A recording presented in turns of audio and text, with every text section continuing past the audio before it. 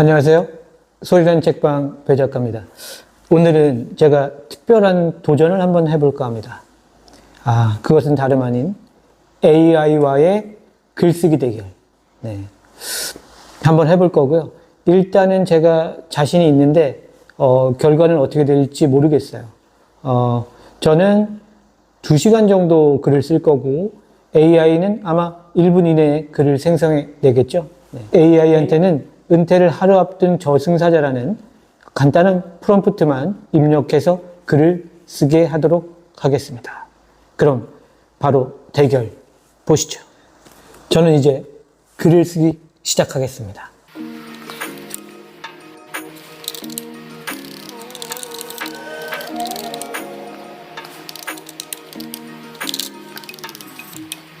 이제는 AI 차례입니다. AI에게 프롬프트 지시어를 내려주도록 하겠습니다.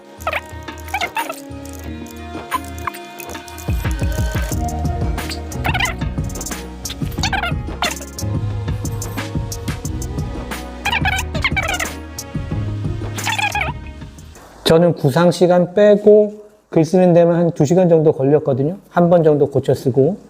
근데 이 친구는 지금 바로 글을 쓰고 있고 바로 됐습니다. 그럼 이제 이 글을 가지고 저와 대결을 펼치겠습니다. 저승사자 처용은 1000년 넘게 차사로 활동하다 이제 마지막 임무를 맡게 되었다. 그가 마지막으로 명을 거둘 사람은 버스기사 차윤수였다. 나이는 33세. 서울에서 시내버스 기사를 3년 넘게 하고 있는 사람이었다.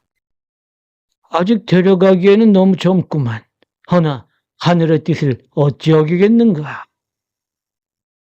처용은 검은 도포를 쓰고 마지막 임무를 위해 지상으로 내려왔다. 그는 바로 차윤수가 운전하는 버스로 잠입했다. 버스에는 10여 명의 손님들이 타고 있었다. 오후 2시 30분이 차윤수 망자가 죽을 시각인데. 처용이 버스를 쓱 둘러보니 손님들 중에는 그 시각에 죽을 사람이 아무도 없었다. 이거 잘못하다가 원통하게 죽어나가는 망자가 생기겠는걸. 가끔 제명을 못 살고 죽게 되는 망자도 있었다.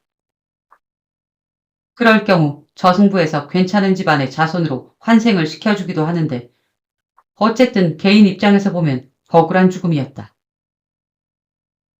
이런 억울한 죽음은 사고사도 있고 또 저승사자가 망자를 잘못 선택해 저승으로 데려가는 경우도 있었다. 베테랑 처용조차도 망자를 잘못 잡아 저승으로 데려가는 실수를 범한 적이 있었다. 뼈아픈 실수였지만 1000년 넘게 차사일을 하는 저승사자치고 그런 실수를 안 하는 이는 드물었다.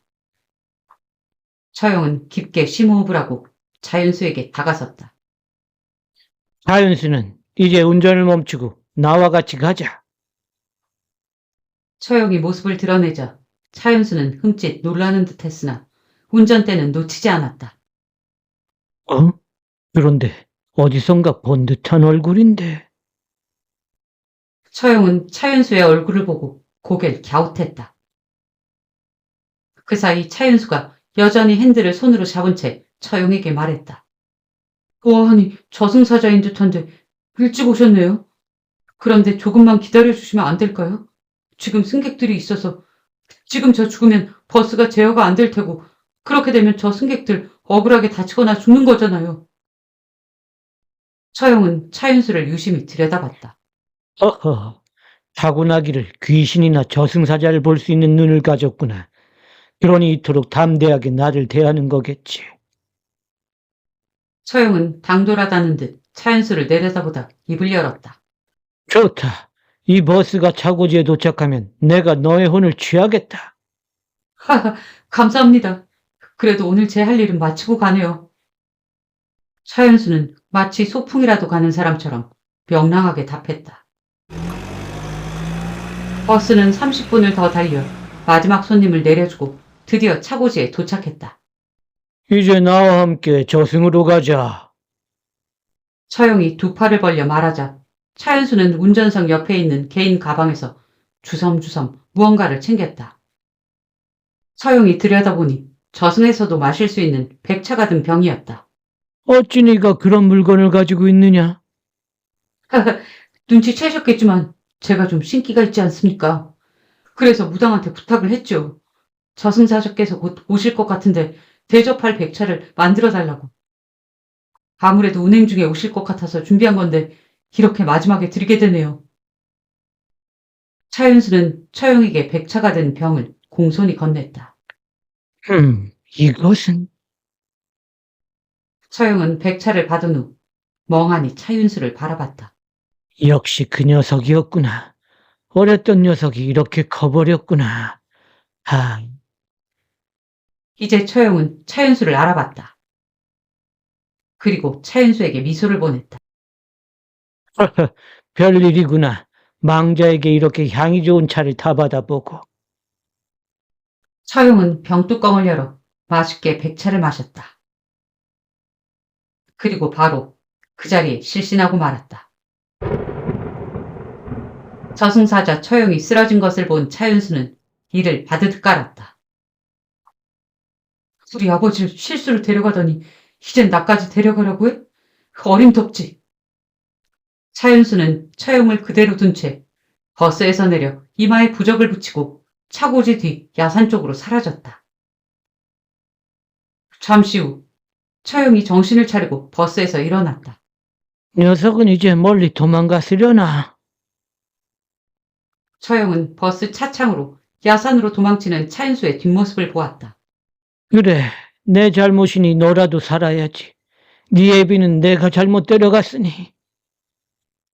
20년 전 처용은 차윤수의 아버지 차민구를 저승으로 잘못 데리고 갔다. 변두리의 허름한 주택 거실에서 아들과 함께 자고 있는 차민구의 목숨을 막 거두었을 때 처용은 깜짝 놀랐다. 이런, 내가 엉뚱한 사람의 목숨을 취했구나. 아, 이거 어쩐다. 이미 생명은 끊어진 것을. 당황한 처용이 혼잣말을 하는데 옆에서 자고 있던 꼬마가 그의 말을 알아듣는 듯 처용을 뚫어지게 쳐다보았다.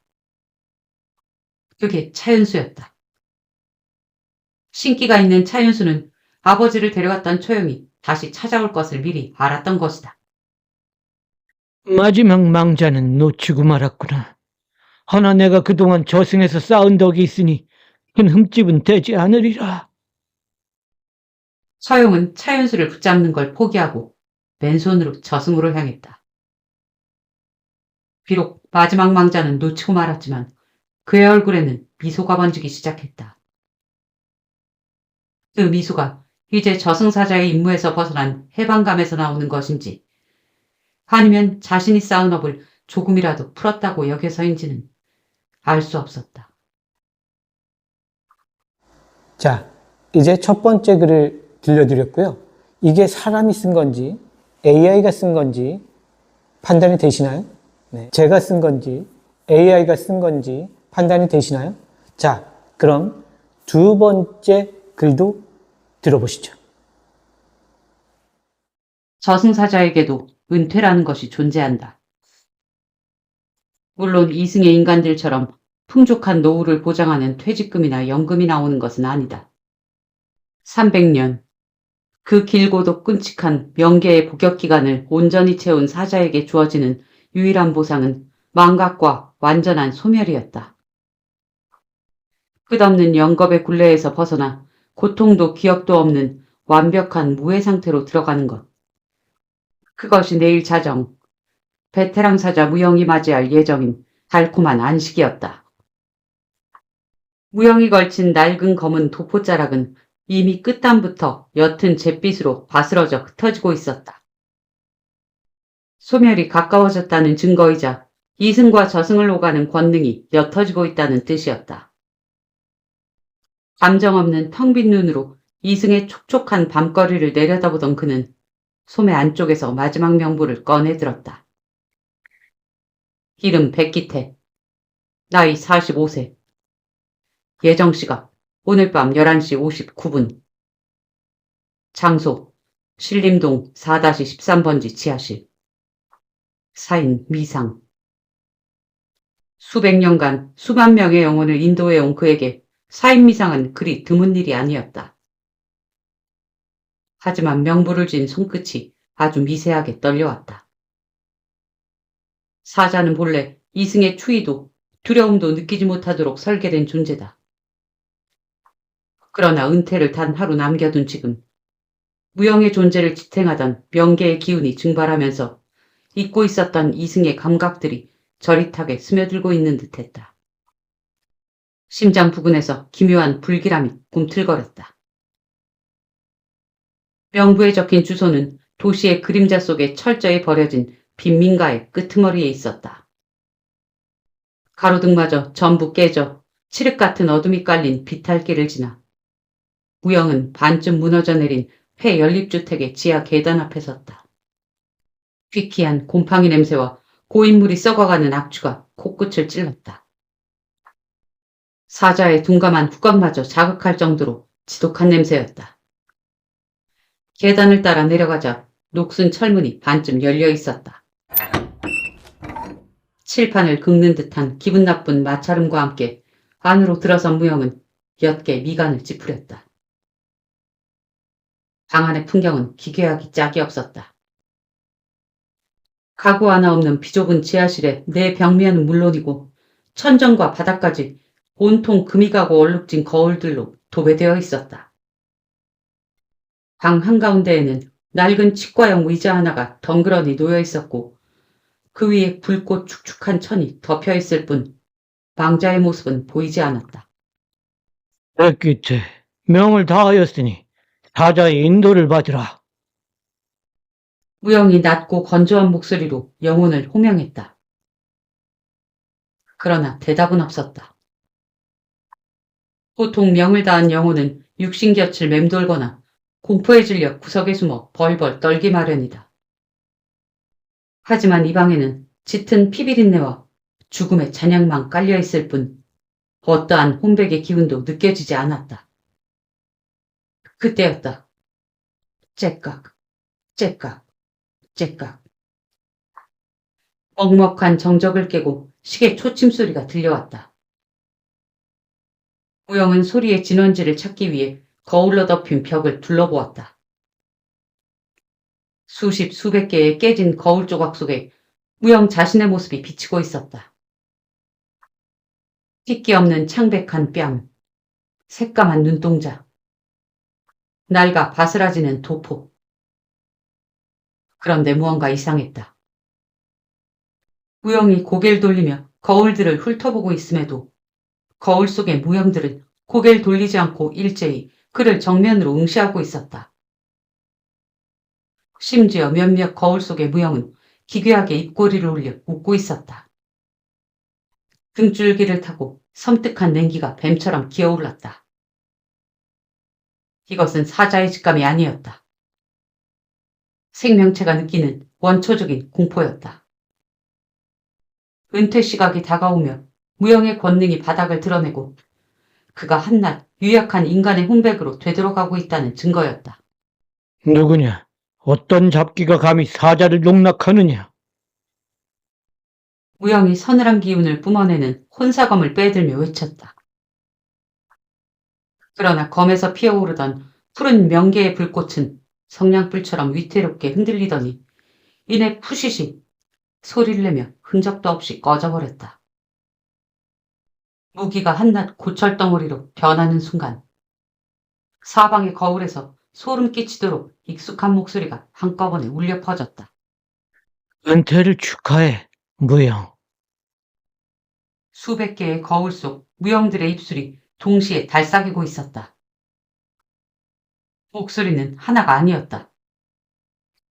남자, 여자, 노인의 목소리가 한데 뒤섞인 기괴한 화음이었다. 아니지. 이젠 본명으로 불러줘야 하나? 백기태? 그 순간 무영의 뇌리를 망치로 내려치는 듯한 엄청난 두통이 밀려왔다. 300년 전 명계의 강을 건너며 마셨던 망각의 차. 그 차의 효력이 권능과 함께 증발해버린 것이다. 영원히 봉인될 줄 알았던 과거 생전의 기억들이 날카로운 유리 파편처럼 머릿속으로 쏟아져 들어오기 시작했다. 찢어지는 비명소리, 피로 붉게 물든 정육점의 도끼, 소망난 채 가마니에 담기던 수십 구의 시신들, 그리고 광군에게 쫓기다 스스로 목을 매달았던 벽면이 온통 거울로 덮여있던 바로 이 어두운 지하실. 무영, 아니 백기태는 조선 팔도를 경악하게 했던 희대의 연쇄 살인기자 두 추격자였다. 그가 죽어 명계의 심판대에 끌려갔을 때 염라대왕은 그가 지은 죄가 너무도 크고 무거워 지옥에 끓는 가마솥에 던지는 것만으로는 죄값을 치를 수 없다고 판결했다. 그래서 내려진 유예된 형벌. 타인의 죽음을 지켜보며 생명의 무게를 체감하는 사자로서 300년을 복역할 것. 무영은 경련하는 손으로 자신이 쥐고 있던 마지막 명부를 다시 펼쳐보았다. 먹물로 적혀있던 글자가 마치 살아있는 벌레처럼 기괴하게 일그러지더니 전혀 다른 내용으로 바뀌어 있었다. 이름 백기태. 형기 만료 시각 오늘 밤 11시 59분. 인도 장소 무간지옥. 집행관 피해자 74명 전원. 째깍. 손목시계의 초침이 11시 58분을 가리켰다. 안 돼. 무로 돌아간다고 했잖아. 완전한 소멸이라고 했단 말이다.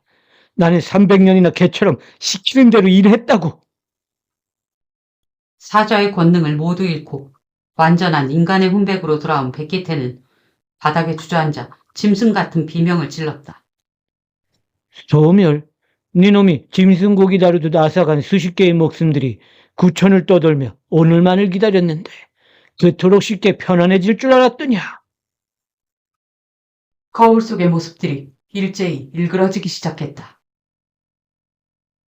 백기태의 얼굴을 하고 있던 거울 속 존재들의 살가죽이 녹아내리더니 과거 그가 잔혹하게 난도질했던 피해자들의 피투성이 얼굴로 바뀌었다. 두 눈이 파인 아낙네, 혀가 잘린 노인, 수십 명의 원기들이 거울 표면을 찰흙처럼 뚫고 기어나오기 시작했다. 지하실 안은 순식간에 썩은 피냄새와 고막을 찢는 원기들의 통곡 소리로 가득 찼다. 살려줘, 제발. 내가 잘못했어. 한 번만 용서해 주시오. 백기태가 눈물 콧물을 쏟으며 철문을 향해 미친 듯이 기어갔지만 바닥에 깔린 깨진 거울 조각들에서 핏빛 손들이 솟구쳐 올라 그의 발목을 낚아챘다. 짐승의 아귀처럼 억센 소나기들이 그의 종아리와 허벅지를 파고들며 뼈가 으스러지도록 움켜쥐었다. 째깍. 11시 59분. 초침이 정각을 가리키는 순간 벽면의 모든 거울이 일제히 깨지며 쏟아져 내린 수천 개의 손이 백기태의 전신을 덮쳤다.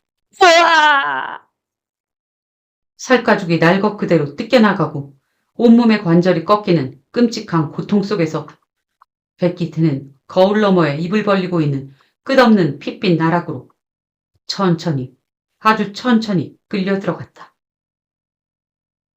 300년의 복역은 결코 형벌의 끝이 아니었다. 그것은 진정한 지옥을 맞이하기 위해 마련된 그저 아주 조금 긴 유예 기간이었을 뿐이다. 비명조차 삼켜진 거울 너머의 세계에서는 이제 영원히 끝나지 않을 진짜 형벌이 시작되고 있었다. 얼마의 시간이 지났을까? 방 안에는 다시 묵직한 정적만이 내려앉았다. 언제 비명이 울렸냐는 듯 고요한 지하실 바닥에는 형체를 알 수 없게 바스라진 잿빛 도포 한 벌만이 옛 주인의 참혹한 은퇴식을 증명하듯 덩그러니 남겨져 있었다.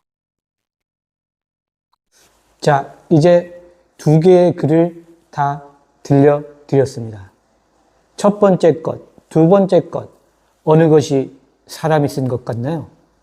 또 어떤 것이 AI가 쓴 글 같으신가요? 네. 댓글에 첫 번째 글이 1번, 두 번째 글을 2번 이렇게 써주셔가지고 여러분들의 댓글을 통해서 이번 대결의 승자가 누구인지 판결이 나니까 많이 댓글 달아주시면 대단히 감사하겠습니다. 부탁드립니다.